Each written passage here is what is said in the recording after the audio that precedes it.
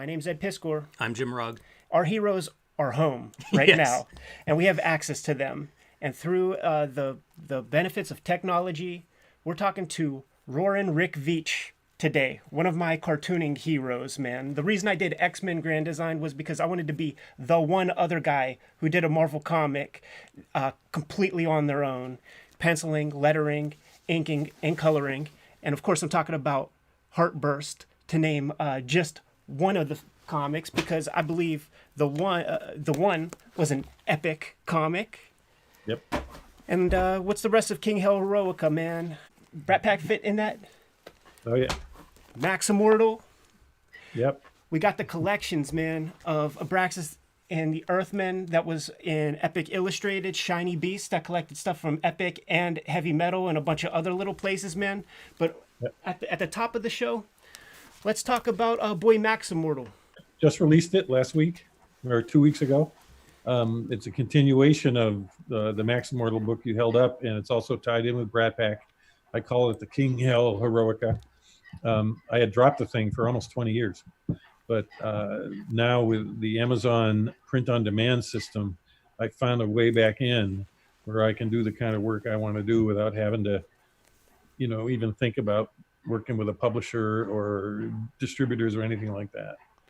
So the audience of our channel, they have a term for what it's called whenever people start to gather en masse to buy a bunch of a single book. They call it the Kayfabe effect. And I'm putting the call out there right now, man. I don't want to look like a liar to one of my cartooning heroes, man. So I'm going to implore all the Kayfabers out there, man.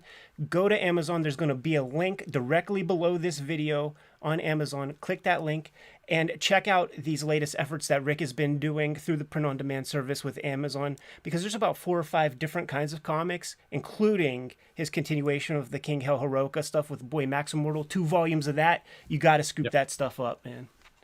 Yep. And the other thing I like about working with the Amazon stuff is I can be really experimental, just like with the panel vision work. I get to play in this whole new creative way with comics that has always been in the back of my mind, but I could never motivate a publisher to get behind it. It's just too kind of outlying. So I feel I'm kind of in a really good creative place using this tool. I know Amazon is probably going to be deadly to our culture ultimately, but right now it's like really working for me. And I would hope that people out there who love my old Swamp Thing work and love Brat Pack and all that stuff would try the new stuff. Everybody's kind of stuck in a nostalgic kind of frame of mind, I think. And we need new thinking from our artists. And I think from our creators, from our readers, we need them to open the doors to be open to new stuff, new ideas, new ways of telling stories. That's the way we're going to heal everybody. Rick, what prompted you to go this direction with Amazon? What led you to that? And you have such an interesting career. Like, we're going to probably go through as much of it as we can here today. But you start at the beginning of the direct market and you go through Marvel and DC and Image and Tundra and self-publishing and all these things that gives you a very unique insight into what exactly you're getting out of Amazon at this point. So I wonder if you could just talk about that whole experience a little bit, maybe compared to direct market. And are you working with an editor, or are you just all on your own? With this Sun Comic stuff that I'm doing at Amazon, that's me on my own, free of any input at all. Although my son Kirby did color one of the books, but it's me as being as wild as I can. And I think it ties in with the goals I set for myself in Kubert School, which was to create a creative space for myself where I really could explore this form of cartooning, which I love and have since I was a little kid. The problem with working in the business is you're always kind of being hemmed in or corralled in by the needs of the publisher, the needs of the distributor, the needs of the market. But I've always tried to find that spot where I could do like the one all by myself at Epic Comics or short stories at Epic Comics. But after my run on Swamp Thing, which ended kind of disastrously, that's when I really got motivated to get into self-publishing and do exactly what I wanted. which was a dream comic, which is about, the craziest idea of all time. Well, when we spoke with Steve Bissett, he was talking about some of the big benefits of doing 1963 was that it afforded him the capital to then go and do Tyrant. Is that how you were able to fund Roar and Rick's Rarebit Fiends? Yep, I had already established King Hell Press, and had done a collection of the one, a black and white collection of the one. But the money we made from 1963 allowed me to really ramp up doing a monthly comic and get on the road, barnstorming around the country, because that was part of that whole era. It was like we were on planes, showing up at hotels, putting on these Spirit of Independence stuff as well. So that bankrolled the whole thing. We talked to Steve Bissett so far. We talked to Tim Truman, and both of those guys mentioned that they were huge fans of Two-Fisted Zombies before they even came to the Kubert School. Like when they heard that you were going to be a student at that school, that was like it was time to sign up. I know Tim comes a couple years later, but I do want to talk about the underground piece of your career for a minute, because there is stuff that I am curious about. For instance, did your brother Tom work with Greg Irons before or after you guys did Two-Fisted Zombies? Before. He was out in San Francisco and made the connection with Greg. And it began with Light Comics. I don't know if you've ever seen this. It's fantastic, full color Greg Irons animated comic. It's a panel vision comic. Every page is a panel. What's it called, Rick? Light. Okay. Light. Taking notes because I'm going to be looking for this thing. Yeah, you're going to want this thing. It's hard to find, but it's his greatest work. And Tom met Greg right at that time, and he contributed a little afterward. It was on the inside back cover. And then the two of them started talking about, doing some crazy stuff right at the time of Charlie Manson. And so they did the Legions of Charlies, which was like a total mindfuck of a comic. And then he did some Skull stuff. So I was back in Bellows Falls, Vermont, and Tom and I had been collaborating on a number of things through my high school years. And so as soon as I could, I made it out to California. And while I was there maybe 3 or 4 months. I drew the opening to Two-Fisted Zombies, which was like this axe murder with these two characters. And I left the balloons empty with the idea that Tom would fill them in with his words because he's the writer. And he showed that to Ron Turner, and Ron Turner went, "Hey, I want to do it as a full comic." That's all we showed him. We had no other ideas beyond that. And so I had a gig.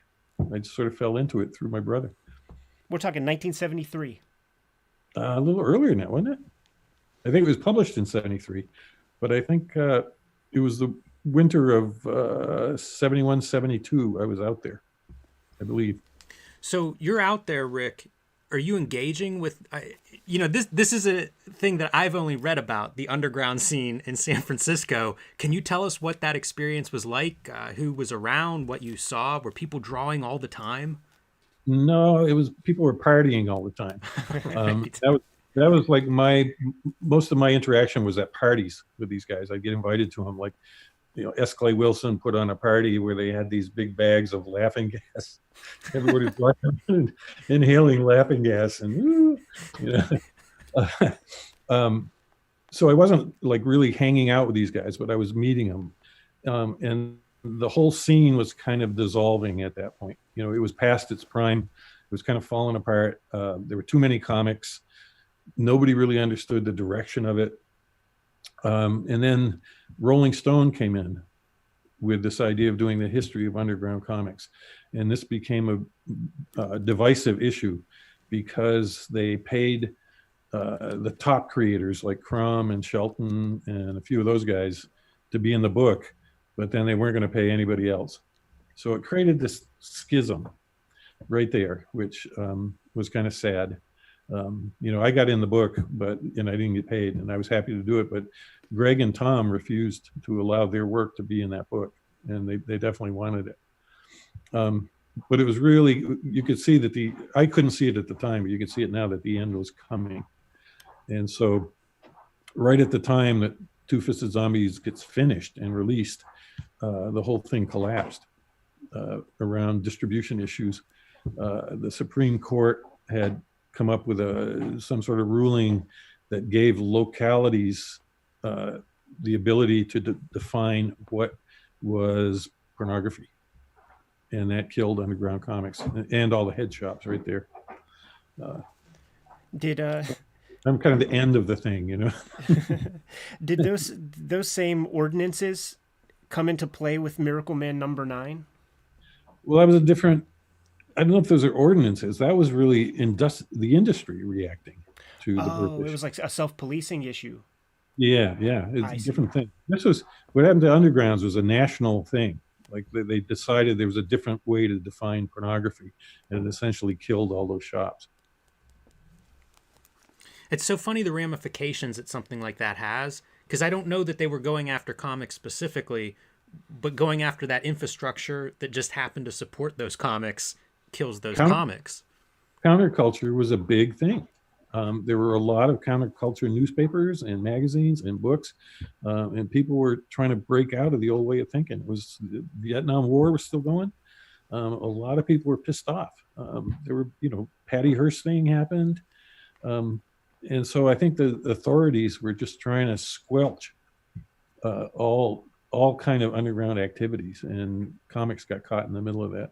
I was thinking about After this run, just this morning. I was thinking about I wonder if I can like do like a Freedom of Information Act request and see if there are papers on like Robert Crumb and or Spain Rodriguez, like those guys from the underground who were certainly influential. And if Muhammad Ali has some paper from J. Edgar Hoover, who's to say Robert Crumb doesn't?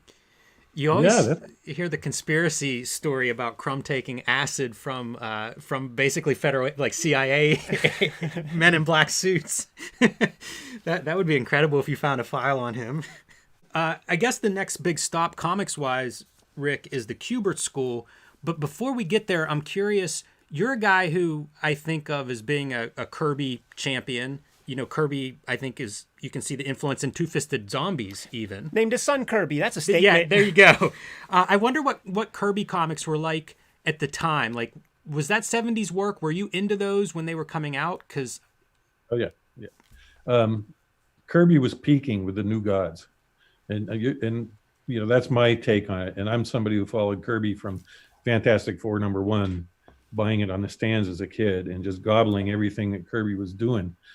There came a time in the late 60s where his Marvel work got kind of weak all of a sudden. And we found out later it was because he was sick of writing the book and was just sending in the pages without the script, written in the margins like he had been in the earlier stuff. And he was holding back on all these great creative ideas he was having. So the New Gods he unleashed all that stuff that was held back. And in my mind, those are his peak years when he did the New Gods, those issues. It's a great tragedy, I think, that it didn't get finished in the way it should have. But he upped the ante on violence in comics. Like the New Gods was a violent comic. When people fought, their faces were all broken and things flying around. And the hero Orion, he would transmute when he fought and turn into this demonic kind of guy. It was like really, really beautifully thought out. And it spoke to the sociological, political problems that were going on in our world at that time, which was fascism. Jack had fought against fascism. He was totally anti-fascist, but he was working in an art form of superheroes, which is kind of like a fascist art form. And I think he understood that, and I think he decided to penetrate it and to illuminate it with depth and beauty. Here's a guy who gave us a character called the Source. Everybody in the New Gods comic is somehow connected to the Source. The Source is the source of all being, all reality. It's like, it's just a fantastic concept. And so that what he accomplished with the New Gods greatly inspired me in Two-Fisted Zombies. I was trying to catch that lightning that he got. Of course, I'm just barely learning to draw and stuff, but definitely inspired by Jack and New Gods.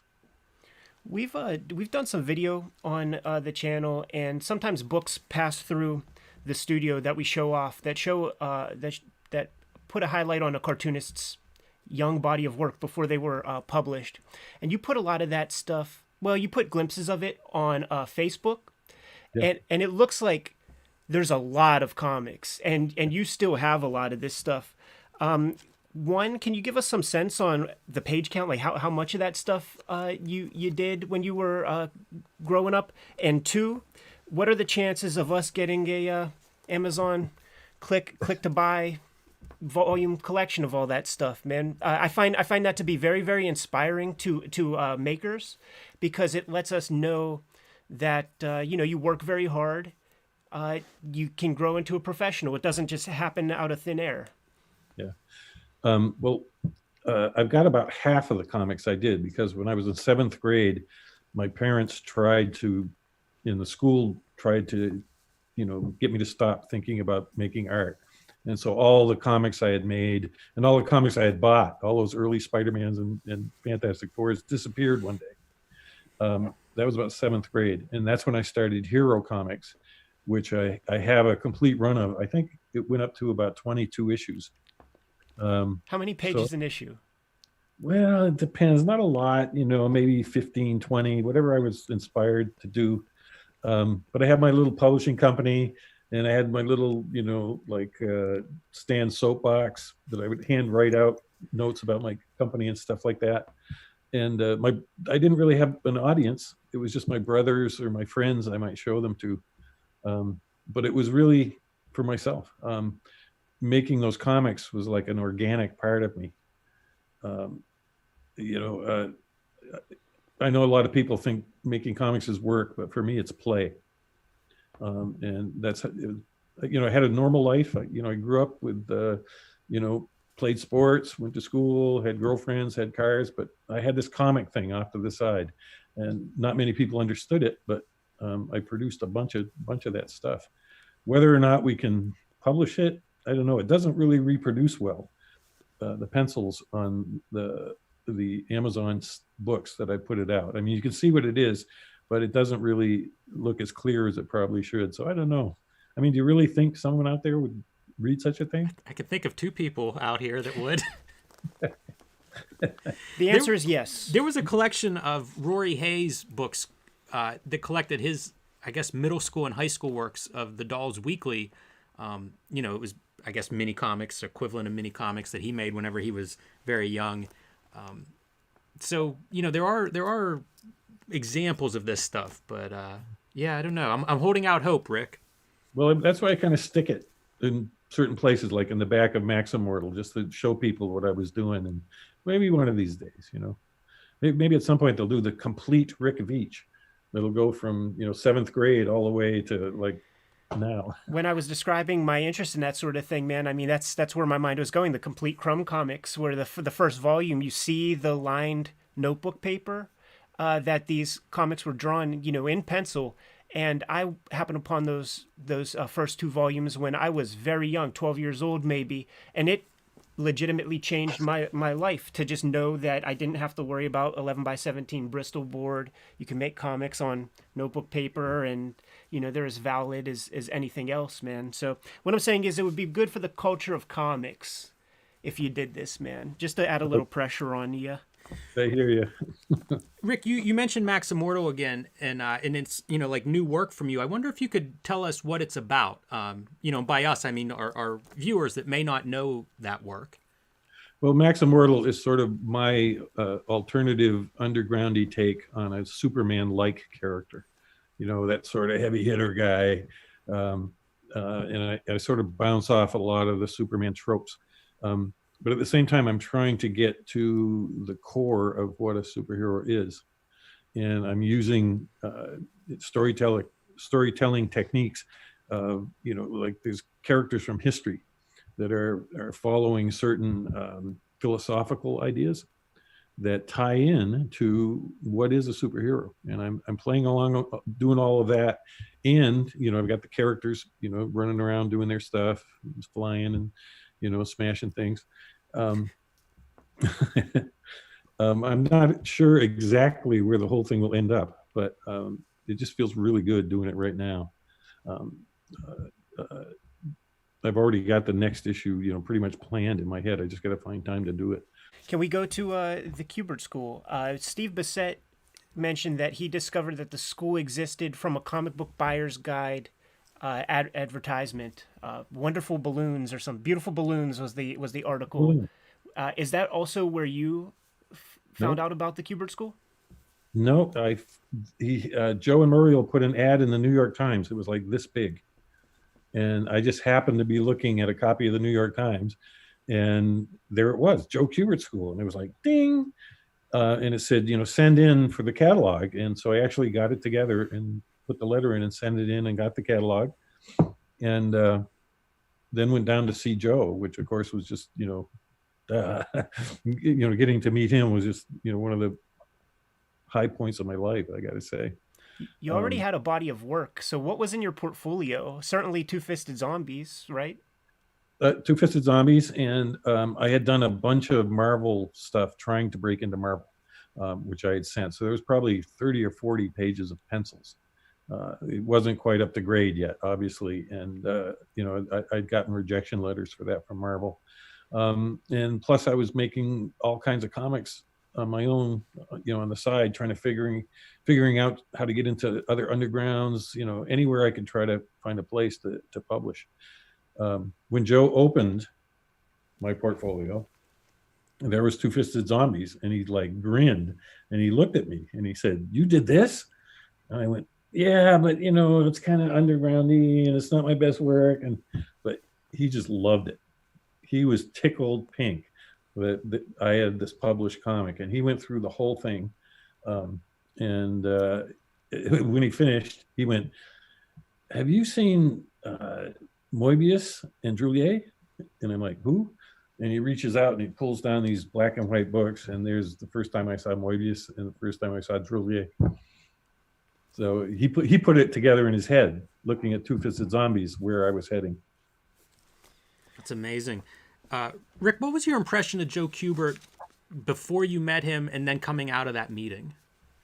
Well, I'd always loved his comics. He has an art style that just draws you in. And it begins with the war comics. And, I can remember being a little kid and you look up the rack, and at the top of the rack are the war comics, because there's these guys screaming and swastikas and bombs going off.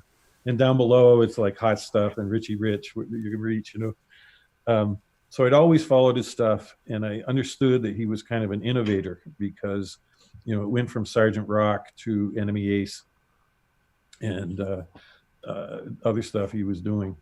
I was surprised when I met him how young he looked, because I knew he'd been around since the Golden Age in the Hawkman. But he was probably in his mid-50s at that point, and he looked like he was in his 30s. I mean, total athletic, young, energetic guy. So that was a big surprise. What I liked about him most is that he was on the lookout at the time for people who had the calling. And I think, Ed, you know what I'm talking about. You got the calling, you've got to do this. And Joe was like that. And he saw that in me, that, oh yeah, this guy's going to, whether or not he gets into the school or not, he is going to figure out some way to do comics. He's just not going to let it go. And he said, "I want you here." There was no money. I was completely broke hippie. But Muriel said, "Oh no, there's this jobs training program called the Comprehensive Employment Training Act.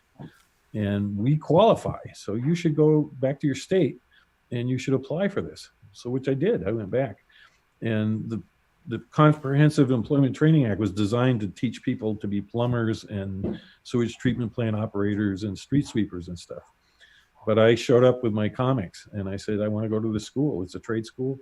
Can you do it? Can you do it?" And they all said no. But they kept sending me up the hierarchy of the state organization of the CETA program until I got to the top. It was this lovely lady who was the top of it all. And she had my artwork in front of her, and she said, "I see a lot of supermen here, but I don't see any super women." And I was like, "Well, that's what I need to learn." And it worked. I got it. I got a grant, and it paid for my whole way through Kubert School That would from have my been government. that's awesome, and that would be the 2-year program. I wonder, did you get a chance to, or can you tell us about the mythic inking sessions that Joe would let you guys sit in on? We got Steve Bissett's take, and I just want to hear your perspective on that. Watching Joe work is like watching a magician because his pencils are essentially imaginary. You know, Tarzan is like, and the background is like, you know, that's him. And he's going at it directly with ink. He's got tools everywhere. He used an animator's drawing board with a light box in it. And so as he's inking along, using both hands, if he made a mistake, he has this white tape that will take ink. You know, no white tape I've ever found will take ink, but he had it. And so he would razor cut a fix, and then with the light shining underneath, ink right on top of that over the mistake. And just works so fast it would just take your breath away. I assisted him on a 28-page comic that we did in a weekend, and we had it done by Sunday afternoon. From beginning to end. Was it one of the war books, or was it something that you guys were selling to? Well, that particular one was a Sergeant Rock issue, but Joe was also bringing in educational and informational comic projects, and you know, both Steve and I were kind of like his main assistants on those things. So he'd be in his office working in the big thing, and we were downstairs in that first room. Two of us had our desks together. And we would sort of be the organizers and the background guys and the color guys, whatever he needed doing, we were there to help him. Yeah, I seem to remember Steve telling me that you guys had to draw all the hard stuff in those Heroes World catalogs, elaborate tigers at 2 inches squares. Yeah, but it was great because it gave work to all the Kubert students. I mean, he and I kind of organized it. We were kind of like the editorial associates or something, but all the kids who were at school got to draw the teddy bears and the pillows and the stuff, and so they all learned. It was a fantastic thing. I know Steve really resents it to this day, but I'm happy we did it. You know, it taught us how to make a professional comic book from start to end. Everything, we had to do that under the guidance of a guy who's just the best at it that there is. Besides the technical drawing, how to make a comic that you learned at Kubert School, I had read in an interview, once you get there, you start meeting these old comic book professionals, middle-aged guys who hadn't made much money and were saying, comics is dying, comics are dead, that kind of thing. And I wonder about, philosophies and the business side of comics that you took out of that experience, whether it was, talking with classmates and thinking about your future, or having people come through. Like, I think the Comics Journal interview, you said Mike Friedrich talked to your class, and it was the very early days of the direct market. And so as, I guess, newsstand distribution is struggling, this guy comes along and says, the future is going to be this comic book shops. And I wonder about that business part, because it seems like you were very ahead in that way. It was the timing of that first 2 years at Kubert School was just really fortuitous to me and Steve and Yates and Truman and all those guys, because the old system was in a state of severe collapse. DC had just canceled, 12 books. All the old guys who counted on a paycheck, doing freelance, didn't have work all of a sudden. And so they were just leaving the whole industry in drove. It looked like it had no future at all. And I can remember Joe and the teacher saying, the comic book industry is over, but there'll always be cartoon graphics. But we didn't believe it. We were like, no, comics, we're going to do this. We love it. We just wouldn't accept it. And just as we came out of Kubert School, the direct sales market got up on its feet and really started to move some books and change how the industry worked. So all of a sudden, not only was these new ways of doing comics open, but they were looking for young people to do them, young vision, because they were looking to the French, what Moebius and Droulier and those guys had done, and they thought that this was a way to go in America. And Steve and I just kind of like walked into that at Marvel with Epic, and the magazine line, and then of course with heavy metal as well. Tim told us to ask you about Harry Chesler, and that was a name that I was familiar with.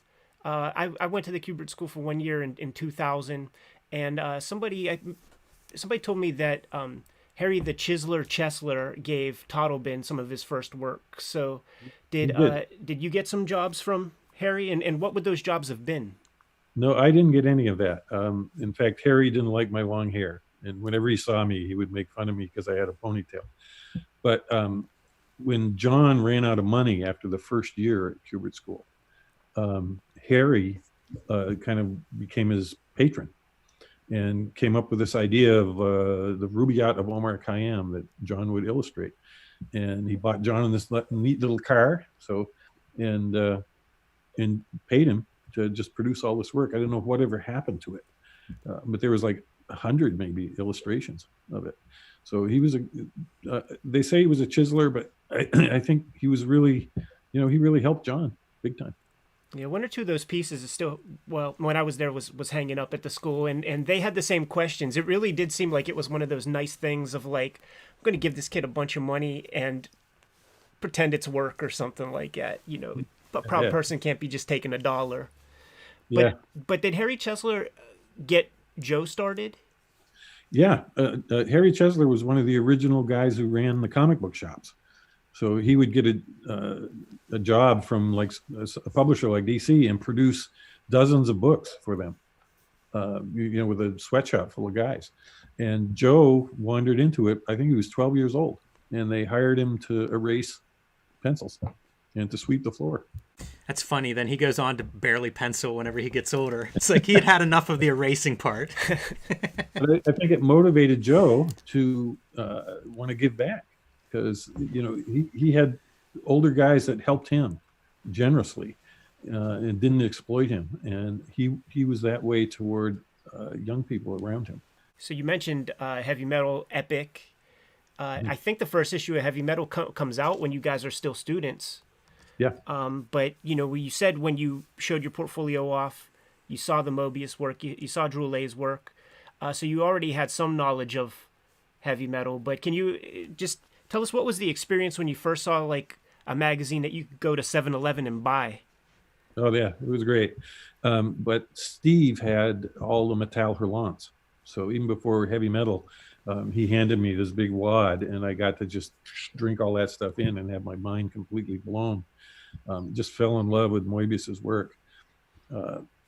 It seemed to me like, yeah, this is the way things got to go. We got to move in this direction, higher end printing, but also, stories that explore other things than, sock them, mop them up the floor with superhero stuff. But then when it came out in America, it just seemed like a natural progression. Like, oh yeah, here it is. Although the translations were kind of dodgy, so a lot of people didn't understand it because I think whoever was translating the stuff really didn't catch the beauty of it that those guys had made. I mean, some of those things are masterpieces. The Airtight Garage is one of the great masterpieces of comic art, and most people don't have a clue, what it's about. What is it about? Yeah, it's about the inside of Jean Giraud's head. He's inviting you into his dream world, and he's applying these skills that he's gotten for himself over 30 or 40 years of drawing to the point where it's like breathing. And a lot of that stuff was done like with no pencils, imagine. But it transcends entertainment to become a fine art at that point. And I hope someday it'll be recognized as such. You're very well known for the methods and materials, using stuff beyond the Ben Day color separations on all of your work, but certainly the early stuff that you did for the magazines and your early graphic novels. So famous stories about you melting crayons on illustration board. What are some of the other crazy stuff that you did that perhaps the average cartoonist wasn't using in their toolkit? Well, I think the big one was the airbrush. and I had the airbrush when I got to Kubert school, and I was just barely trying to figure it out. And I had made a couple of sample pages. I didn't have a compressor yet. I had this like can of spray air that you would plug the airbrush into. But Joe was really intrigued by it. He loved the idea of the airbrush, and kind of got me working on different projects, which helped me learn that. I didn't have the skills of inking with a brush like Joe did or Steve did, the ability to lay down the middle tones with brush. But the airbrush did that for me. It gave me that middle sense. And a lot of the magazines at the time were looking for airbrush stuff. So it really made the difference for me of getting in there. And so I was working on, great big originals with airbrush. And then of course, Steve and I kind of came up with the idea of collage for color comics, using the new printing techniques to just like cut old Life magazines up and, paste all kinds of stuff down. And as I worked at Epic, I began to explore like how to get backgrounds, find weird illustrations or weird graphics and stuff, and just cut them in and, paste them down behind stuff. But I think 1941 is really the genesis of that. And that's a story unto itself. We heard about the Steve Spielberg letter, and I definitely implore the listeners to check out that interview as well. But what you were saying about the changes in print technology, are we talking about things like the blue line method for coloring? Yeah, and also full color scanning. There was an early part of that. So I did some blue line work with Stan and somebody up there. I can't remember. We did a Silver Surfer thing. But most of the stuff were fully painted pages, colored comics. One I did that was kind of interesting was this one where I reversed, I drew it all in black silhouette, all the characters, and then I had them reverse it. And, I don't know, I can't even explain it. I'm sorry.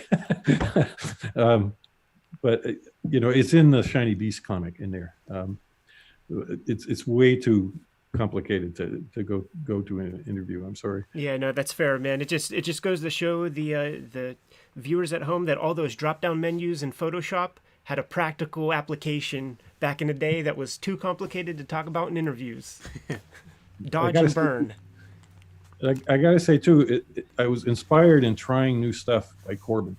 Because Corbin was like, every time he had a new story out, it was like a new technique. He was trying them all. And he was really immersed in commercial art in his regular day job. So he brought this whole level of thinking to it that I was definitely inspired by. That I did not know. Yeah, that's great to hear. Would you correspond with him? Would you seek out questions about how he was doing what he was doing? No, my brother Tom worked with him and went out and visited him, but I never met Rich. I would love to. I'm kind of introverted. I'm not one of these guys that goes out and tries to meet all my heroes and stuff. I'm too embarrassed, to give them a hassle them and stuff. But the people around me, like Tom Yates, like he was the guy. He's out there. He's going to meet Frazetta. He's going to meet Al Williamson, and I would sort of tag along, and that kind of worked for me. Another part of that early work, Rick, is so much of it is still in print because you have the copyright on it. Yeah. To me, that's great foresight because we hear people, even up into the 90s complaining about the stuff they create that they don't own or whatever, bad deals. I wonder if you could talk a little bit about that, how conscious you were of copyright, where that comes from, and how it has served you over the years. We were very much aware of it. And part of the dialogue at Kubert School was hearing the stories of what happened to creators and how things were just basically taken away. And how they were kept constantly in a state of low income, working too many hours for too little dollars, with no health insurance. We heard all those horror stories about it. And Joe had been a self-publisher. He had been the guy who instigated 3D comics, and he had made a pile of money doing it. So he was convinced that there was always a way outside of the normal system that you could, pull yourself up by your bootstraps. And I think Steve and I at an early time were inspired by that very, very much. Again, it was fortuitous timing in the sense that Marvel had never given away, it never had contracts that returned the copyright to the creators until Epic magazine. And I just by luck, walked into that and retained ownership on all that material I did for those guys. It's hundreds and hundreds of pages, and it's all proven, good for me because I've been able to get it out in second and third editions over the years. But publishers quickly learned that they don't make as much money if they give creators their right, and so things have kind of devolved from those days. Truman sent us a big email when he heard that you were going to be on the program, and he gave us like all sorts of scoop that I just never have read about in any interviews or articles. One of the things he said was you were an assistant with Al Williamson on the Star Wars comic strip. How did that come to be? It was a lettering job to begin with. I had one of my goals at Kubert School had been to learn to letter because I knew I wanted to live out in the woods. I didn't want to live in the city and have to deal, with that. So I wanted to be able to letter my own stuff. And Williamson needed a letterer for Star Wars because he works from home and he gets the lettering in just the way he wants it. Much different than, normal Marvel and DC lettering at the time. He goes back to the Alex Raymond kind of style of how to place balloons and stuff. So I went up there and started lettering Empire Strikes Back. And Carlos was there. He was like the #1 assistant. They were going great guns. And they were just doing the sequence with the walkers, where the walkers come across to attack. And all Lucasfilm sent them were these 2 Polaroids of the model of the walker. And you could hardly see anything and figure out how it worked. And Al was just beside himself. Like, I can't work from this. And he's running up and down and, just fretting over the whole thing. And so I'd worked on mechanics a little bit in my life, like cars and stuff. And I sort of understood how things have to work. And so I said, let me take a try at it. And so I started making sketches of how it would work and how the legs would work and how the ankles and everything would have to be. And it kind of worked. He was like, okay, you're doing the walkers on this sequence. And so I would pencil the walkers on tracing paper. Then we would, we had some overhead projection machines. We project it and trace it down onto the board. And then he would tighten it and ink it from there. And so I began as background artist in that, as well as letterer at that time. And then from there, I became close friends with him and Corey and my wife, Cindy. And we would go up for weekends and just hang out with them. And Al and I would work on comics, and Cindy and Corey would go out to the antique store.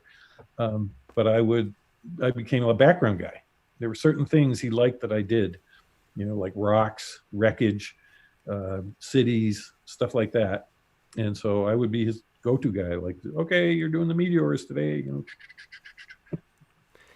I'll have to revisit some of that stuff, knowing that you were the Empire Strikes Back guy, because I, looking at those strips, they are really reminiscent of like when Roy Krenkel and the Flegels would do the backgrounds for his work. So was that an influence for you when you were doing that inking? Yeah, well, I wasn't inking. I was a penciler. Like, how do you ink for Al Williamson, right? Right. That guy inks. But I could pencil the stuff for him, so it'd make it quick for him to just bomb through and ink it fast. But he'd been working that way since the Flegel days. He's the kind of guy who he'll take on a job, and if he's running a little late on it, he'll ring up the phone and somebody will come over and be background assistant. Sometimes he'll ship the pages out to Alden McWilliams or somebody, and just to get ahead on it and make sure that they hit the deadline, because he was really scrupulous about getting things in on time. That was one of the big things with Al. He'd been a daily cartoonist, so he had this thing that we got to get it in on time no matter what. Did you bring him on board to ink the Swamp Thing Superman story, or did that just happen, left up to the fates? Well, it was sort of the fates in the sense that that I even got the story to begin with, because that was a Julie Schwartz edited book. It wasn't a Karen Berger book. So I had never worked with Julie. So I was kind of surprised that I got the call. I guess it was because of what they'd seen of my Swamp Thing stuff. So I suggested Williamson, and of course Julie was all for it. And Al just knocked it out of the park. Just did a great job on it. Well, you bring up Swamp Thing. I guess, is that the next logical step here? Well, let's see. The one. I did the one first, which I don't know how much you want to go into that. Yeah, we can talk about that for sure. That's another title at Epic, at Marvel, and probably some of your early, I don't know if deconstruction's right, but that's the word, yeah. Thoughts on superheroes and how they might, have some literary mileage left. Yeah, like most of the superhero comics were like really, really bad at that point. The only good stuff that was happening was what Frank Miller was doing on Daredevil. That was really worth reading, I thought.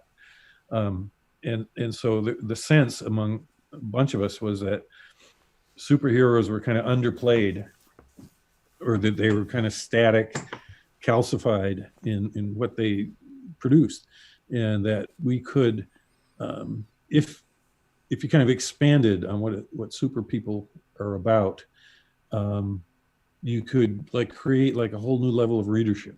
And this is something Steve and I would talk about at Kubert School. Was like, man, if they just had writers who wrote as well as like Isaac Asimov, like superheroes would really take off, And so that was my attempt at it. Although, I had a lot to learn at that point. Alan Moore had just barely showed up on the scene with the early Marvelmans. And that was definitely, as soon as I saw that, it was like, that's it. That guy's got it. I wasn't familiar enough with what he was doing or good enough to replicate it or even to operate on that level. But I could, do my thing. And that's what the one was about. It was like, it's as much an underground comic as an overground comic. That same crazy sensibility, I think. I got to say, too, a word about Archie Goodwin. Because Archie Goodwin made a lot of all this stuff happen and possible. Because he was the editor at Epic, both for Epic Magazine and for The One. And, brilliant guy. Again, just generous, helpful, honest, really wants to help you, not exploit you. He made all this stuff possible for me. And he watched over it as an editor would and made suggestions that were just, the guy was just so talented and brilliant. I miss him terribly. He was a great man. Everybody has glowing stories about Archie. Like, I've never heard a bad story about the guy ever. Did you do fill-ins for Swamp Thing before you connected with Alan Moore to do some Miracle Man issues? Yeah. With Swamp Thing, what happened was I became Steve's sort of go-to assistant because he was having trouble with his deadlines. And we lived near each other, like 20 minutes away. So, I'd be talking to him on the phone and I could tell by the sound of his voice when he was in trouble. This had this certain sound, even if he was saying like, yes, I've got 7 pages done. I would know he was in trouble. And so I just go over and I'd help him and spend a day or two just blasting out comics. And that started with the anatomy lesson. That so I think so I did started at the beginning. Wow. Right at the beginning. Well, he'd been working on Swamp Thing with John on the earlier stuff, but in terms of the Alan Moore stuff, that's where I started. And Steve needed a lot of help. He's brilliant beyond belief, but he's not really made to function in deadline publishing world. He just isn't. He's not made like that. So I did what I could when I could to kind of go in there and just, oh yeah, I'll do the Matt Cable car with a giant fly, and I'll do a couple of pages here, a couple of pages there, give him a boost, get him to the next step on whatever his burden was at the time. And that evolved into me becoming a fill-in penciler on, what was the first one? It was one where Abby was dead and Swamp Thing's like carrying her. Oh, right. Yeah, the Matt Cable, we're fighting Matt Cable. Okay, yeah. There's that one that you did that's super disturbing with that creature that had its hand like sewn in its back. I saw that thing in my nightmares when I was a kid growing up. Rick, do you remember what it Yeah, was yeah. like seeing that first Alan Moore script? Did you and Steve spend like 2 days talking about this thing? Because for anyone that It doesn't know, was a they're pretty mind blow. legendary. Yeah, it was a mind blower. He brought it over to my house, and I got to read it in a sitting, and it was like Alan had figured out a new way to work with artists, which was writing the script to them directly, as if he knew them, as if you're his friend, and it's like a letter. And he knows everything you've ever done. He has intelligent things to say about it. And then he goes into these incredibly detailed panel descriptions, while at the same time telling you, like, if this is too much, don't worry about it. Do what you think is right. He never puts the onus on you to provide his vision. It's quite the opposite. He's always, kind of like playing his work down, saying, oh, this is probably way too much, but I thought I'd try it anyway. And of course, you makes you want to give him what he wants more and more, because his stuff is so good. Interesting. Alan Moore connection to me was in 1981. I went to Angoulême. I went to an Italian comics festival, and I met Dave Gibbons. And Gibbons gave me a couple copies of 2000 AD. So I brought him back to the hotel room and read them. Now, while I was there at Lucca, Italy, I saw the most unbelievable artwork and stories that you'll ever see. Moebius and Pratt and all these guys. But that 2000 AD had a story in it.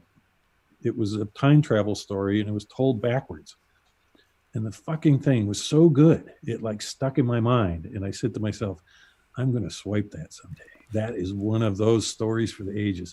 But I didn't remember the name. I just remembered the story. And then, 5 or 6 years later, I'm on the phone with Alan Moore. He calls, hasn't got any idea of what we're going to do in Swamp Thing. What are we going to do? What are we going to do? And I said, I read the story one time about these time travelers. It was told backwards. And he said, you like that? And it was his story. It had knocked me out even before I knew his name. That's awesome. And just hearing you mention that, it reminds me, there was that one, I think it was in one of the Scholastic, Bananas or one of those papers that you guys did comics in, man, where there was that time travel story where the astronaut's like caught in a paradox. Like he keeps like saving himself or something like that. Like he sees himself burn up or something. It was that story influenced by that 2000 AD story, or did you come up with that earlier? No, I didn't write that one. Oh, okay. That was the guy. What the heck's his name? Who did those kid books? Okay, that was Bob Stein, R.L. Stein. I'm sorry. Yeah. One of the interesting things Steve Bissette talked to us about was page layout, specifically when he was doing Swamp Thing. And I see a lot of commonality with you do page layouts that are very atypical. Is that something that you and Steve would, start talking to each other about, say, at the Kubert School? Did it come from one of you or the other? Do you have any thoughts on page layout? Because your page layouts don't look like anyone else's. It's definitely coming from Joe. And Joe had a dynamic page layout with inset panels and things sticking out and diagonals and stuff like that. And Steve and I tried to build on that by making it wilder and wilder. I think when Steve and I get together, we take it too far. You look at like 1941 and the layouts on it are just, all over the map. And that's him and me just applying Kubertism to our sort of like whacked out sensibilities. But to me, layout is almost like the most fun of the whole project, because you get to rethink a scene in a whole new way. And, maybe like a boring scene of Abby and Alec walking in the swamp and they do this and they do that. But if you can come up with a way to make that visually interesting and to accent the most dramatic points in that little walk through the swamp, then you really got something. And so that's kind of like my thinking on that. And so I really like doing layouts. I love the challenge of it. And a lot of times when I'm stuck, I'll think to myself, what would Stanley Kubrick do with a scene? or what would Alfred Hitchcock do with this scene? And I'll apply the film director's sensibility as filtered through myself to creating something that's got a little bit more to it than a regular page. So Steve says he hates the rectangle. Do you have such a hate for the grid as well? no, I actually love the grid too, because, you know, I come from Kirby, and Kirby was the same box size, he had like 3 sizes he would use. And those comics moved like freight trains as your eye went from panel to panel to panel to panel, and the characters moving through them. So I had been experimenting that with Two-Fisted Zombies. And I swear that Kubrick was looking at that when he did Clockwork Orange. If you go back and watch Clockwork Orange and start thinking Kirby, and you'll just see these panel setups inside the camera setups. So I kind of like that. The constriction can actually be creatively good sometimes too. What You year can't always with it. was Clockwork Orange? Was that late 70s, mid to late 70s? That Yeah, feels wasn't right. Because I'm trying to think. We had looked at Kubrick's adaptation of 2001. It'd be really interesting if Kubrick was looking at Kirby's adaptation, you know, and sort of like thinking in terms of timing or composition or something. Wow. Yeah, I that see. would be fun. I'd like to have other people look at it with their eyes and see if they're seeing it too. Yeah, that's interesting. Rick, do you write some of these like layout? You know, when you're writing a script, are you already thinking layout, and is that informing that script? Are you making notes along those lines, like in terms of how you may lay out a scene or something? Yeah, I sort of carry around, you know, one of those 8.5 by 10 black notebooks, and that's where a story will start, or any stray idea that I want to capture. I'll get that down in there, and when it comes time to break down a story or even to write a script, I usually will start with a rough layout, very rough, just to get the actions going. Then I'll start working some of the dialogue and captions in the side. Once it starts to gel and come together, then I'll set it a typewriter or a word processor and type the thing out. That's usually if I'm working with an editor, because they're going to want to see the script. Later in my career, I evolved into working Marvel style with myself. Army at Love was all done that way, where I would type out a rough outline, page by page, of what a story was going to be. Then I would pencil it. Then I would script it on top. And that seemed kind of to work for me quite a bit. I kind of like that way. I'm gonna have to brush up against the Mirage Studios guys pretty soon, I imagine. Well, first, you know, I do my Swamp Thing thing, and then it all blows up over Swamp Thing '88. I mean, everybody knows that story, so I don't know how much I got to talk about it, but that kind of, up to that point, I was sort of working my way up the DC talent hierarchy, and I think they were beginning to see me as their golden boy. As after Alan left, you know, they were looking for writers they could get behind, and I was going to do a crossover for all the dark supernatural comics. It was going to be called King Hell, and that's right at that time is when Swamp Thing '88 blew up, and I had to resign. So I kind of walked away from all of that, and I kind of had to start over again, really, on a career path. But the self-publishing thing was really happening. You know, Kevin and Peter were going great guns, and you know, Steve and Dave Sim and all those guys. You know, I kind of fell into that crowd, and it was like, it really worked well for me, I thought. Give us a picture of that time period a little bit, Rick, because that's that self-publishing thing. That's the direct market, not at its apex, but certainly at a point where there were some alternatives to DC and Marvel, and many of you seem to congregate together. You know, what's an experience? Do you remember any specific experiences from that time, from all being in a room together? Oh, yeah. Something to tell this new generation, tell us youngsters about. Well, I think what's important about that generation, and this is all the guys working in the 80s, I would say, is that we were reformists. We wanted to reform comics. And it wasn't just the creators. It was also the readers, the retailers, the distributors. Everybody had a higher ideal of what comics could be in their mind in art. And they were sick of how the big companies had treated people all these decades, and hearing the stories about it. So all of us kind of went in there. And so all this time, like we're working on Swamp Thing and everything, we're also battling with DC over creator rights. This was like a big issue. It was all done on with phones. It was even before there were faxes. People talked on phones, or people got together at locally, or they got together at conventions. But there were cells all around the country. There was a great little newspaper that was put out. I think Bill Sienkiewicz was part of that, called, what was it? Not Words and Pictures. I can't remember, but it was like this like cool tab, or it's like a. I'm so mad I can't think of it. Tom Brevoort has it all posted on his blog right now. I think there were 8 or 9 issues, and it was Stephen Grant, Frank Miller. It's called WAP or something. Yeah, something like that. WAP, yeah, that was it. And so, like, we were getting organized, and all these little cells were pushing against the publishers to like be more reasonable to creators. So that was all like a ferment of the 80s. It was all going on, and there was never a dull moment doing that.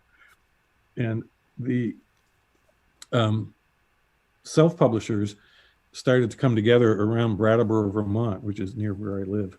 And we had a group that we called the Blacklist, that we would meet. And we were basically it was just a vent about how bad the old system was, and to try to come up with new ways to do it. And out of that is what Tundra grew from. That was the seed that Tundra grew from. And that's what drew me in to become a self-publisher on my own, that I could see that, I had people there to show me, like, this is how you work with the printer. This is how you work with a distributor. This is what you got. These are the steps. And once you saw it, it wasn't that daunting. It could be done. It was a lot of work, but it could be done. So this is literally conversation and topics that I feel people are having now. I watched an interview yesterday, or a panel discussion with a bunch of publishers and Steve Jeppe, and it's the same conversation about distribution and stores and, reaching readers and all of these same topics. I wonder what your perspective is on what came out of those summits, those cells in the 80s, the changes, to where things are now. I know it's a big question, but you have this perspective. I've got the perspective on it. I was there. We were going great guns. The self-publisher movement was growing every year, and we did the Spirits of Independence tour. The distribution network was very shaky, though. It had been through like 10 or 15 years already, and there were a lot of, weasels running it. And, people were out to like make money out of it rather than to bring our art form up, which is what a lot of us wanted to do. So the whole thing was kind of getting ready for a collapse when the image guys came along. And the image guys kind of took our rhetoric of reformation and anger at the companies and used it to help propel their vision of comics, which, was quite a bit different than us. I think those guys were more interested in their own success rather than my generation. My generation was more like a community trying to raise all boats because we love the art form so much. But the image guys kind of twisted that. And of course, the image revolution led to the complete bubbling up of the comic book economy and distribution network, where people were buying, comics by the box loads, like they were banknotes or something. So it was like this mad tulip scare. It was crazy. The whole thing blew up at that point. And we are still living in that world now. I think hopefully we're at the end of it. I hope, as much as I hate to see, retailers who've worked their lives lose their stores and stuff, it's like this system doesn't work anymore. It produces lousy comics. There's no room within that system for the wild creativity that we saw in the 80s that really kind of changed the world. The comics you get now, they're the equivalent of like romance novels. It's the same calcified ideas over and over and over again. They look beautiful, but there's just nothing there, no excitement there. So I personally hope that we're kind of at the end of this epic, and that a new way of getting comics into the hands of readers will emerge out of it. And it seems like you're forward thinking in that way, going this Amazon route, the print on demand route. It seems to be working out for a good sample of our creative brethren. Yeah, and I think the Patreon idea and the Kickstarter idea, I mean, that's kind of revolutionized a lot of it. Well, most new comics are put out through a Kickstarter rather than through Diamond now. So, that's good. All right, so let's get into the Tundra Mirage movement. You get into creating your own characters. What is this all like? Did you have pent up creative energy? From working at DC, and now you're free. Yeah, exactly. But I just bought a house, so I was also financially strapped because we had to redo a lot of stuff in the house. So I was taking whatever work I could get, but at the same time, Kevin and Peter offered me a run on the Turtles.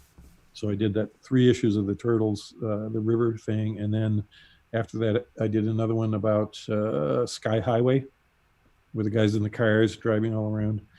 And then Kevin and I did a Casey Jones miniseries. What was odd about that is we worked for very low rates, and I think for I think for writing, penciling, and inking, I was getting $100 a page. But on the back end, I was getting 50% of any profits. So it worked great, So I didn't get much money up front, but afterwards, when it came out as a trade paperback or they do a poster of one of my things, you get a nice check, and that would be good. Mirage decided at some point to renege on that agreement. It wasn't written down. It was a handshake between Kevin and Peter and I. All the artists had worked that way. And all of a sudden, they gave Mirage over to these business guys who sent out this kind of ultimatum. You either sign over all rights for $2,500 or you're out. And I refused to do it. A lot of guys needed the 2,500, or maybe they'd only done a couple of pages, but I'd done hundreds of pages. And it created a really bad feeling between me and Peter and Kevin, who I was friends with. And it was hard to hang out with them because there was this elephant in the room of how they had sort of reneged on our agreement. And to this day, it's never been solved. So when I still own it. When that comes down the pike, is this in the midst of you doing Maxim World for Tundra? No, it's in the midst of me doing Brat Pack. Okay. So Brat Pack was my first Tundra book. Tundra came from Kevin and his uncle. His uncle had Quentin had lent Kevin the money, and Peter and Kevin the money to print the first Turtles book. And so Kevin wanted to take care of him. And plus, he was a great guy, real fun guy to be around. And so Kevin took all these ideas that we were floating around about how to do an alternative publishing company and put the bazillions he was making into it with Tundra. And I was part of the original brain trust that helped him conceive of it. Steve and I both were. And we saw it as a small boutique publisher that the first year would do 5 titles, the second year 10 titles, and the third year 15 titles. And that we had already zeroed in on, we wanted to get Alan in, we wanted to get Neil in. And that's how it started. And that got me doing Brat Pack. I was already working on Brat Pack as a black and white comic, but by working with Tundra, it allowed me to go to the full tone and the nice paper and all of that stuff. So I elected to do it. It worked out really well. People tend to think Tundra was a giant failure, but my books did well. It was kind of crazy on the organizational level, like starting a company. But it was a functioning unit, at least until Kevin kind of went crazy and started, overbuying projects. And he got back from San Diego, and we went in, and there on the wall were 73 new projects he'd bought, and he had this tiny crew to do it. And that was the beginning of the end. He just couldn't make it work. He couldn't expand to get enough people, and he couldn't take care of the projects that he said he would. And so things began to unravel pretty quickly. But when it did, he was really gracious about it. And I got out of all those contracts, and I got all that material back, all the originals, all the films and everything. He was a real gentleman about it. Was it a nervous proposition though, working on Brat Pack after this thing happened over at Mirage? Well, it was all happening at the same time. Brat Pack was more a response to what happened to me at DC. I was really angry about it. I was angry about how the structure of publishing comics was, what I saw going on inside the organizations, the sort of cynicism and rampant greed that people didn't even try to hide, and I just didn't fit into that, and I was just really angry about it, and that's what Rat Pack became. It was originally going to be a DC book. I had proposed it to Jeanette probably a year and a half earlier than it came out, and they had this side publishing unit called Paradox Press, and we were negotiating contracts right at the time that Swamp Thing 88 blew up, so I just took it. Do you still, you said all the artwork came back. Do you still have that artwork? Because if so, I really need an artist edition of Brat Pack. Well, talk to Scott Dunbier. Yes, I have. I sold the artwork for Brat Pack, but I was able to scan all the original art at super high res, so I've got that. I've got all the Max Immortal artwork as well. These days I'm working digitally, so there's no artwork, but the first graphic novel, I got it all. Is your workflow 100% digital? Not 100%. I still do commissions, obviously, the old way, but most of my comics are done digitally. Yeah. What are you drawing on? Cintiq. You got an iMac and a Cintiq, and working with Manga Studio, although now it's called Clip Paint, the new one I'm working with. Just fantastic program. Do you guys work with it? No, mostly Photoshop. This isn't a green screen. that's pen and paper all the way. I like the tactility. I like to watch the ink dry in front of my eyes. Like there's a lot more wrapped up in the process of making comics than just like the final drawing for me. I like to hear that scratch. There's like an ASMR thing with the scratch of the nib on the paper. Yeah. Or the feel of the pull as it goes over the grain, Definitely. Yep.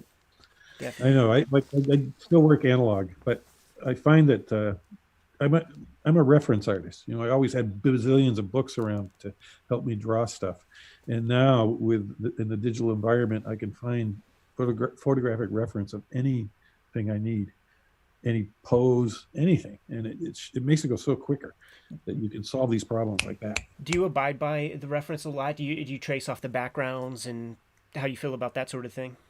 Yeah. It just depends on what I need. But even textures, like you look at Max Immortal, there's like these scenes that are in this kind of like pond with rocks and stuff. It's like, I bring a real rock in, a picture of a rock in as an underlayer, and then do a pen and ink, and you get that natural fractal texture, that you can't imagine by yourself. But, I really dig that.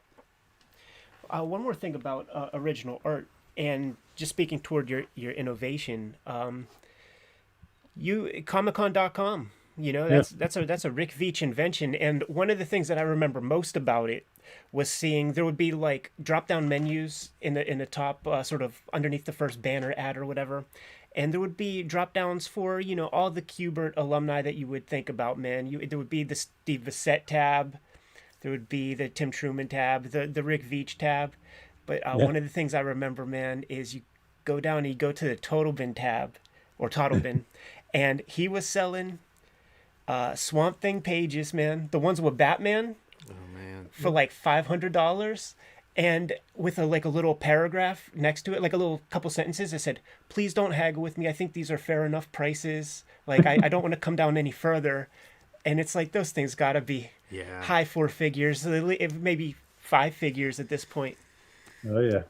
I used to go to conventions with a stack of Swamp Thing art, and I wouldn't even grade it out myself. It would just be all the art, and, be like $75 a page, $100 a page.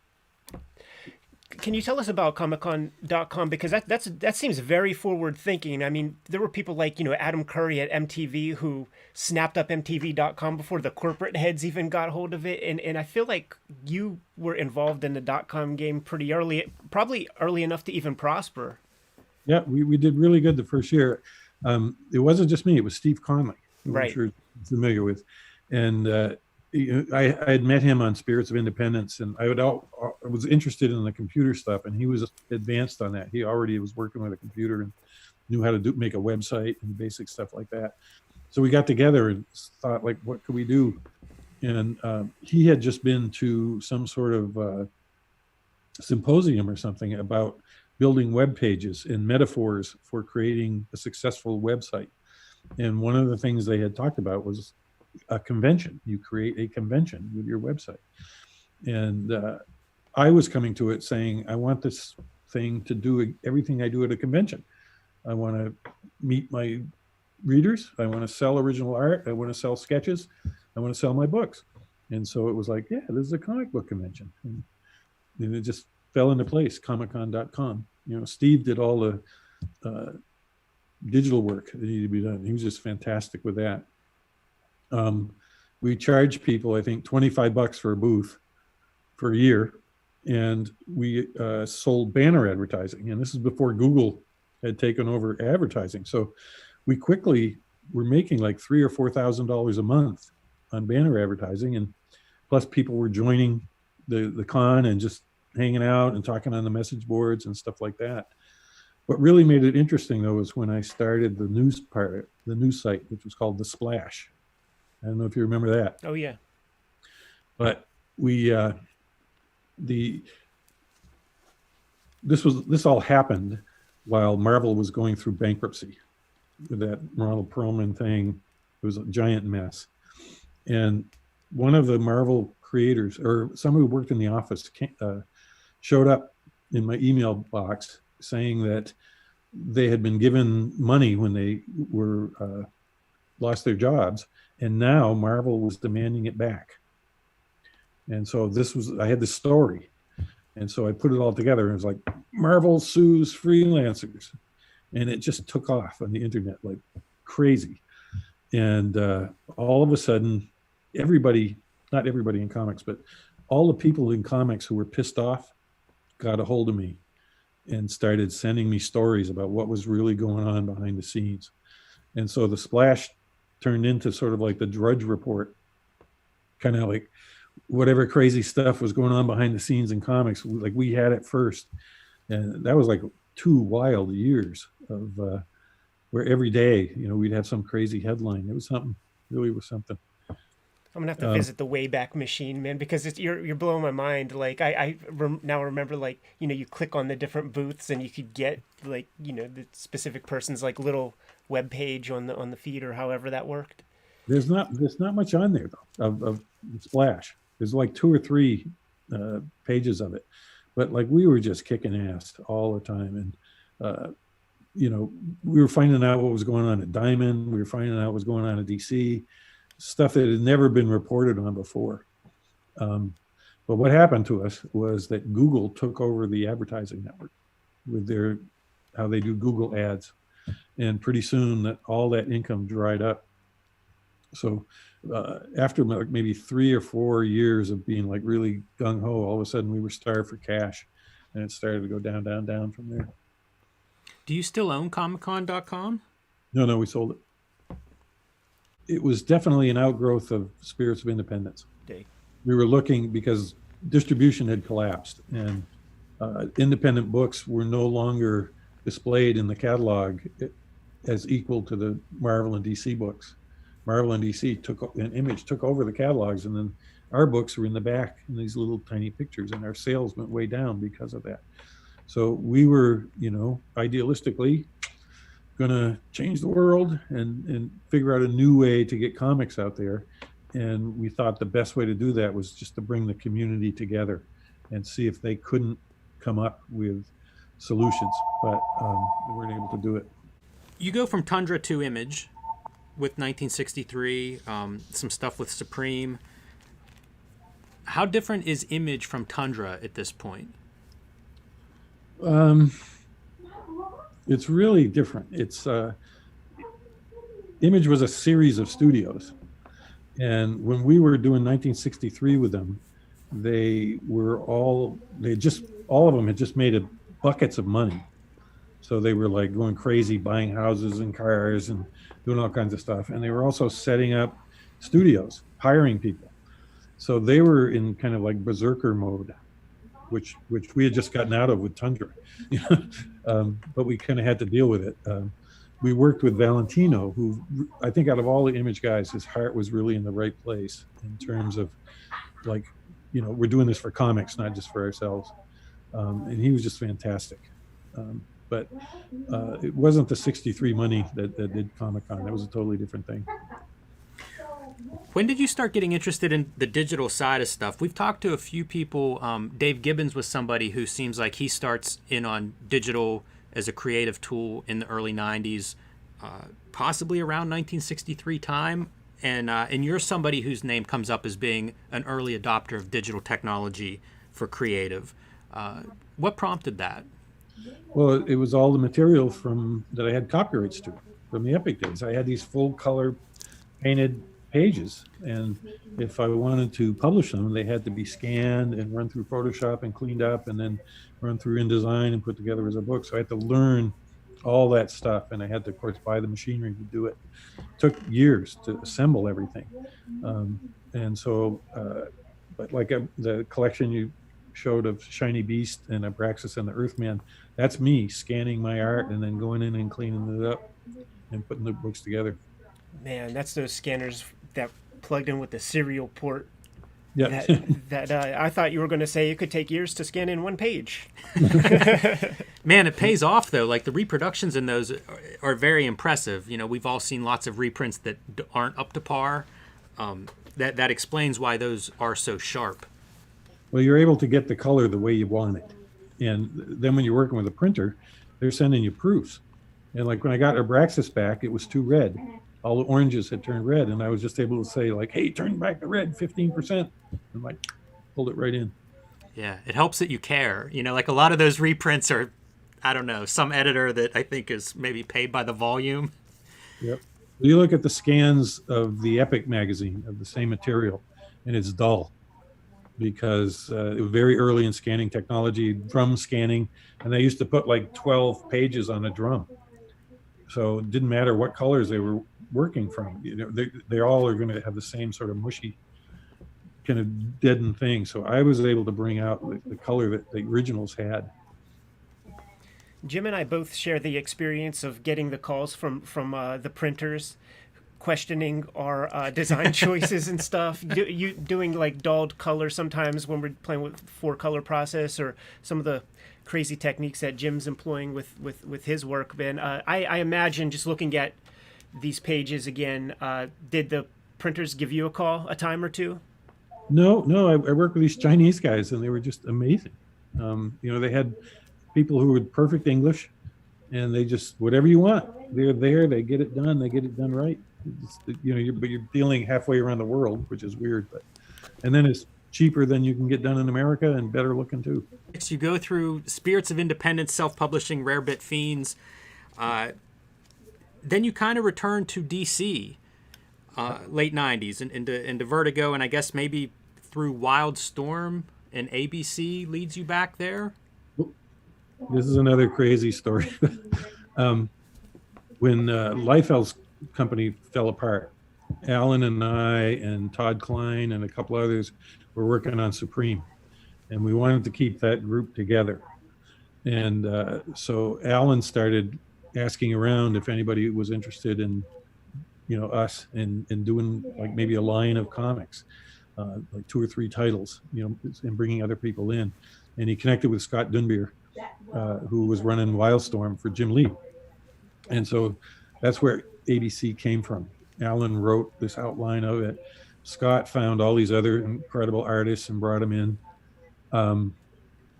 We had, I think, the first 2 or 3 issues in the can when we got the phone call one day that Jim had sold Wildstorm to DC. And this was like a huge letdown for both Alan and I, because Alan especially had just said never again. And I was pretty much in the same boat. Alan, I think, felt a debt to all the creators that he'd brought into this project. And so he was ready. He said, okay, I'll do this. But he laid down some laws, which they didn't really respect. I held back for another month or so. I just didn't want to work for those guys again. But, the work was just so great. I finally said, okay. And then once I had a relationship going with DC again and working with Karen again and, other people at DC like Dan Raspler, I began to lighten up on, my rage against them. And we began to discuss the possibilities of doing Swamp Thing 88 and getting it out there because everybody at DC wanted to do it. I wanted to do it, but something always would stop it. And usually, somebody at the higher echelon would say no. And there's probably been 5 or 6 attempts to get Swamp Thing 88, serious attempts to get Swamp Thing 88 done. When was the last attempt? Not long ago. It was, hopefully I'm not talking out of turn here with DC, but they were going to do a Rick Veitch omnibus, like the new Swamp Thing omnibus that with Alan stuff. Yes. We're going to do the Rick Veitch run as well. And part of that would be to do Swamp Thing 88 and to finish the time travel story. So I actually wrote a plot, discussed it all with him, what it would all take. It was all moving forward, and they got into trouble with this comic book they were putting out where a superhero meets Jesus. I can't remember the name of it. Yeah, I have no idea. Yeah. Well, it ended up at Image, I think. But I don't know the title of it. But DC was going to publish it, or Vertigo was going to publish it. And this Christian organization got 400,000 signatures against it. And so that killed any possibility of having Jesus in a comic book at DC, I think. So pretty much a dead issue now. But part of me is still there, guys. I've got that story in my head. I want to finish that one someday. They did make, the reason I asked about the time frame was just because they made some changes recently. Yeah. Rick, did you have any insight on the sale of Wildstorm? Like any reasons? I mean, obviously, comics, the industry were down at the time, but I don't know. Any insight into that? I always wondered if it was Jim Lee trying to preserve jobs for the Wildstorm staff. Yeah, I mean, that's what we were told, and I'm sure that was true because he had a big studio there, and he also had a really great coloring system going that I think DC wanted. Right. But I think, I don't know Jim that well. I've chatted with him a few times, but I always saw him as someone who wanted to climb the corporate ladder, and to end up being a publisher. And I imagine that was also part of his plans. It's kind of sad that, Jim is the publisher of DC Comics, and Alan, the greatest writer of comics, refuses to write comics anymore. Yeah, you'd think if anyone could repair that bridge, considering their past relationship, that might be the way. Did all of you or Alan Moore not own the ABC characters? How did that work? We sold it to Wildstorm, but we get like 15%. We're supposed to get like 15% of any sort of products that come out of it, as well as royalties and stuff. But I have never seen that 15%, so I don't know how that's going to all work. The later material, we signed regular DC work for hires. After like the 3rd or 4th gray shirt, I think it was all done under DC work for hire. It is confusing because League of Extraordinary Gentlemen was an ABC title, I think, right? I think maybe it was a separate deal. Yeah. I don't know. Separate deal. Those guys kept ownership of it because it preceded ABC. Okay. But they brought it in to ABC under a license, I believe. I see. Yeah. The knowledge I'm using is from the little insert that would be in Wizard magazine that showed all those books together. So you do some new work at Vertigo, like post 2000 with Can't Get No, Army at Love, a couple volume series there. How was that experience? It was great creatively. Karen called and said, "Hey, we want you back at Vertigo." And I'm saying, "Well, what do you want me to do?" And she says, "Whatever you want to do." And it's like, ding, whatever I want to do. Well, that wants to be an epic poem of 400 pages long. And they went for it. We Can't Get No. It's a completely experimental book that, people read it and it breaks their head when they read it because it's so insane.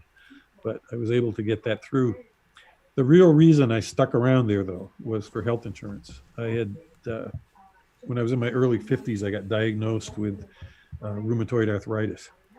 So I was like having a hard time getting around, and I needed medical care, and you couldn't get insurance in those days if you had a pre-existing condition, unless you worked for a company. So I was that was motivation. It was like I had to, deal with my health, and so that was really what got me at DC. But back working with Karen again, and she had this fantastic assistant editor, Hornsack Picochet, who was like the day-to-day guy, and made sure everything worked right. Just fantastic experience working with both those guys on Can't Get No and on Army at Love. The industry was continuing to just go down, down, down, though, as I did it. And Vertigo was having all kinds of problems, with sales. They just didn't have, like a lot of hot books. And Army at Love just kind of got lost, I think, in there. It was a shame because I loved doing it. It seemed like a challenging book. Critical of war, critical maybe of foreign policy, very contemporary in that regard. So I don't know if that influenced it, in terms of their ability to sell it or any of that, or if you got blowback from that. Did you get negative or criticism from that book? A little bit. It was a satire, and it was as sharp as I could make it. And I sold it to them as that. I was saying, like, people love satires, but it didn't quite catch. I think it was just too, I don't know, maybe all the characters in it were nasty. There wasn't one good one that you really liked. Maybe I broke that rule. I don't know. Good question. But I've got all the rights to that came back to me. Can't Get No came back to me. So at some point, there'll be a collected Army at Love if I can find somebody to do it. I've got all the files they sent me as well. Your work ethic has always been a giant inspiration to me. And reading old interviews, I remember in several reading that you don't even, at least at the time of these interviews, you didn't even have a TV. And that sort of, I couldn't even imagine how that was even possible for a person to not have a TV. Because, like, growing up, I would work in my sketchbooks, like, in front of the TV. Yes. You know what I'm saying? I'm in the spirit of trying to optimize my workflow, and any clues I could get from you would be much appreciated. I just figured out at an early age that TV sucked the creative life out of me. I mean, I would watch my family sit all in the living room, all just staring at some stupid show. There was good stuff on there that I wanted to see, but I would be real choosy about it. And instead, I'd be upstairs with my clipboard drawing my comic book, because that to me was like important. During the hippie times, I had no TV, and then since then we've never had a TV in the house. I think when Kirby was born, we got a little tiny TV so he could watch Sesame Street or something, but we didn't have cable. We just had the antenna. And that we still don't have one, although I can watch Netflix and HBO now on my computer. But I just don't like that kind of stuff that much. I got to be pretty bored to do it. My work ethic is really a play ethic. I'm not working. This is play to me. This is like the most fun I have. And what I've learned is how to organize my day and how to train the people around me to protect that time and space for myself. And I probably only put about 5 hours a day in at the studio, but I'm fantastically productive because in those 5 hours, that's what I'm doing. I'm not looking at TV or talking to somebody or running around or doing something else. I am drawing. And to me, that's how to work it. That's how to work it. And I just love it. Just getting in there the first thing in the morning. It's like, oh boy, I get to draw comics again today. It's crazy, but that's me. Did you do some drawing today? I just got out my iPad to look at some stuff that I need to finish, but and I got the pencil here, but that's when this whole thing started.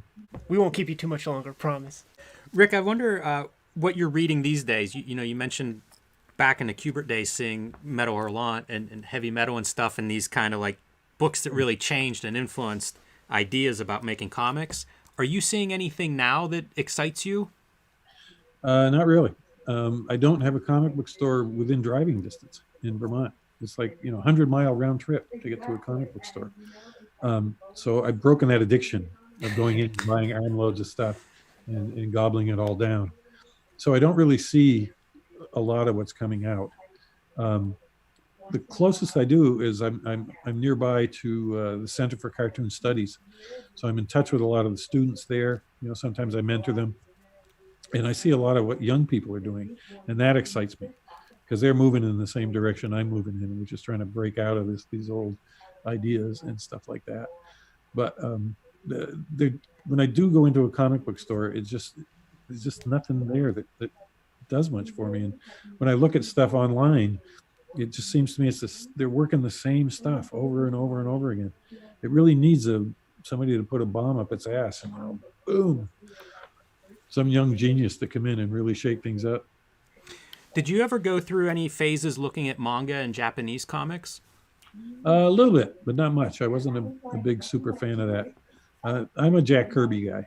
When I need inspiration, I pull out this tub I've got of my old 60s and 70s Jack Kirby comics, and the smell of them, the taste of them, the feel of them, the fact that they're falling apart in your hands, it's like that for me, that's where I get my inspiration. Can you recommend some comics to us? Like we share a lot of our favorite comics on the channel. We looked at Two-Fisted Zombies a time or two and a bunch of your bibliography, but every week we're putting up videos just showing people some of our favorite comics that we have in our archives, and I want to hear a few suggestions of comics that kind of like that fire. Specific issues of Kirby, if nothing else comes to mind. They're all great, but the best were the New Gods, and I think issue number 7, where they tell how High Father lost his wife and ends up fighting with Darkseid, and you learn that Scott Free is actually gets sent over to Apocalypse, and Orion is sent from Apocalypse back, and then the one with the whale, the giant whale. Those are just, I can't begin to tell you how they blew my mind when they came out, how intense it was.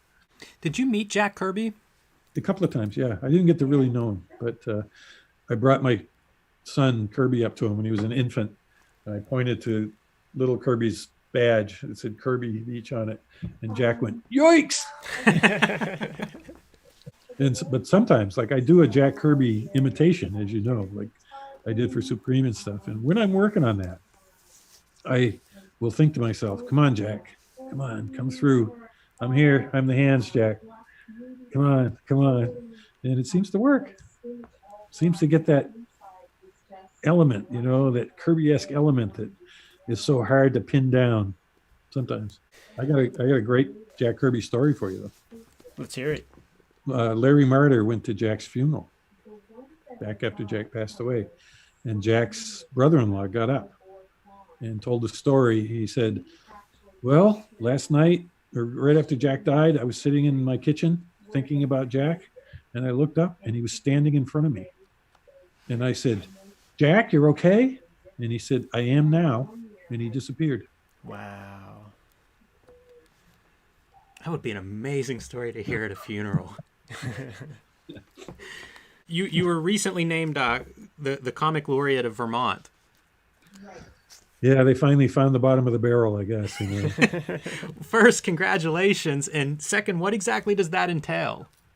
Not much. I mean, we had a little ceremony online, and I guess at some point I meet the governor, and the legislature does some sort of hear ye, comic laureate Rick and stuff like that. But other than that, it's ceremonial, and I have been getting a lot of requests for interviews and from schools to go into schools. So that'll be part of it, kind of doing outreach for comics and stuff like that, which I'm happy to do.